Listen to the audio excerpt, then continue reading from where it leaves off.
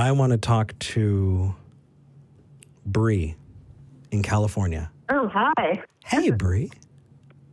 Hi. I'm like surprised I actually got through. I'm glad you got through. You're talking to Eric and Darrel. What do you want to talk about today? Hi, Darrel. Hi, Eric. Hey. I wanted to talk about religious trauma syndrome in my experience. And just like being honest about things, because I feel like so many people are so terrorized by religion that they cannot be honest with themselves and other people. Bree? And just to tell you really quick, it was something we were talking about beforehand, and you are not a plant. No, you're not a plant. And That's exactly what I was going to talk about. On Atheist Experience, and Darrel's looking at me like it's Christmas morning. Go ahead, though. We were very interested in what you got to say. Yeah. What is religious trauma syndrome? Well, I'm a psychology major, and that's kind of helped me a lot with this. I'm not a therapist by any means, but I just have my bachelor's. But from my understanding, it's kind of like post-traumatic stress disorder, except it involves religion. Exactly. That's exactly right. My journey with it started when I was, I would say, 10. And my parent, who was pretty abusive, anyways, took us to this, I think it's called like Hell, Flame, Seven Gates, or some weird play. Yeah. Scared the living daylights out of me. And when I was, before then, I just thought, Jesus was this, he loves the little children, he's good, and blah, blah, blah. And then from that moment, it became like Punisher Jesus, like if you don't believe in him, he's going to burn you alive. And I remember saying the sinner's prayer, and ever since then, it became kind of almost like an OCD type thing. And I've talked to other Christians about this, and they were like, oh yeah, I used to do the same thing. I used to like say the sinner's prayer at night, and I would be afraid of the rapture. And a lot of my peers in my age group, they're like left the church. They're just over it. And then the ones that are still in there, thankfully now I have some Universalist friends. But a couple of days ago, I'm trying to think where to start. No, that's okay. I'd love to help walk you through, because I know that it can sometimes, and pacing and all of that. So, first off, it sounds like you're still a Christian, are you? Your voice is going up? Yeah. I mean, I don't believe in hell. I've just completely discarded that.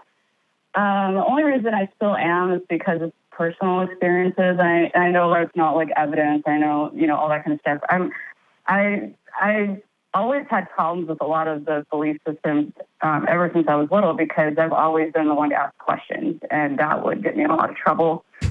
And yeah. So I mean, recently I posted on my social media like, hey, I don't believe in hell or the rapture. Fight me. And within 5 minutes, I had somebody telling me I was going to rot in hell and that I was Lucifer and all this kind of stuff. And I was like, and when I was a little kid, that stuff terrorized me so much. So I mean, the little kid in me kind of got a little triggered, but.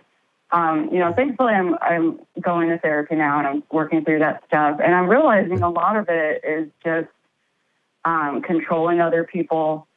And from a psychological standpoint, I think that if something's true and it's good, it should create peace in your mind and not what's the word, cognitive dissonance, and make you like schizo.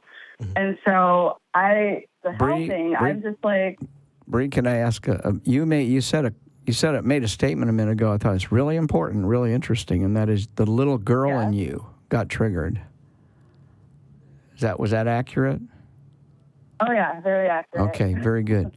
I want to emphasize that is exactly how religious trauma begins.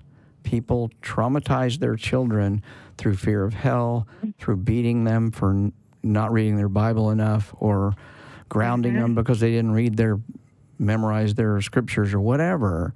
I don't know what your experience was, but that leads to what we now know as PTSD, directly related to religion. Oh, yeah. Yeah. Yeah. How did you learn about religious trauma syndrome? I'm curious.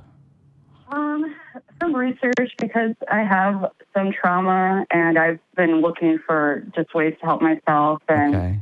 I come from the thinking that if something's true, it needs to be tested. And I also started reading Bart Ehrman's book, so I enjoyed that. That's a good, okay, anything by Bart's good. And I like your videos. They're really funny. Like the stuff you post on masturbation is just hilarious. And it's just fun to scare some of my friends with this stuff. But okay. I mean, really, I feel like I've been so terrorized and traumatized by these things, and I feel like my heart is to help other people, whether they want to stay in their belief system or not. I'm hoping that myself and others can maybe come to a healthier belief system. I mean, like, if you still want to believe in God, you know, I mean, there's studies where it says if you have a view of an angry God, then you're priming yourself for mental, illness and all sorts of like crazy disorders.